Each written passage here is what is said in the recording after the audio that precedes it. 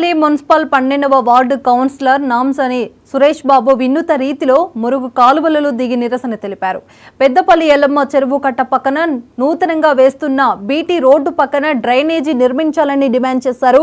ఎల్లమ్మ చెరువు కట్ట road drainage కోసం మాజీ ఎమ్మెల్యే దాసరి మనోహర్ రెడ్డి ₹1 కోటి మంజూరు చేయించారని, అట్టి నిధులతో బీటీ రోడ్డు నిర్మించి డ్రైనేజీ నిర్మించకుండానే చేతులెత్తేస్తే ప్రయత్నం చేస్తున్నారని ఆరోపించారు. అధికారులు వచ్చి హామీ ఇచ్చేంత వరకు మురుగు కాలువ నుండి బయటికి రానని స్పష్టం చేశారు.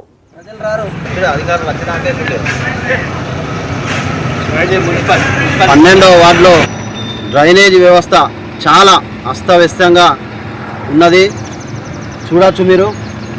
ఈ యొక్క నిమ్మనపల్లి నిట్టూరుకు వెళ్ళే రహదారి ఏదైతే ఉందో మాజీ శాసనసభ్యులు దాసరి మనోహర్ రెడ్డి గారు ₹1 కోటి నిధులు వెచ్చించి మోరి ప్లస్ రోడ్డు రెండింటి కొరకు అప్పుడు నిధులు ఇవ్వడం జరిగింది.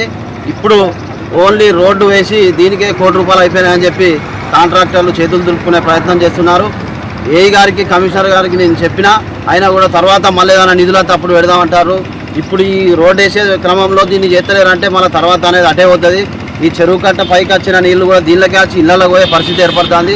వీళ్ళతోటి నాకు చాలా కోర్స్ అంటే నన్ను అడుగుతారు మోరెప్పుడు కడతారు అంటే నేనేం సమాధానం చెప్పలేకపోతున్నా.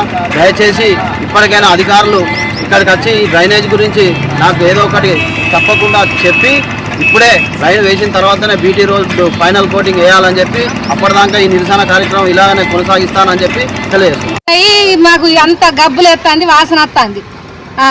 మరి మేము ఇప్పుడు ఇంట్లో ఉండుడా ఏం చేసుడో మరి ఓట్లు వేసినాకనే ఓట్లు వేయమన్నారు. ఓట్లు వేసినాక గిట్ట చేస్తారు. మోరి కట్టాలి. మోరి కట్టకపోతే మాత్రం మంచిగా ఉండదు. 12వ వార్డులో డ్రైనేజ్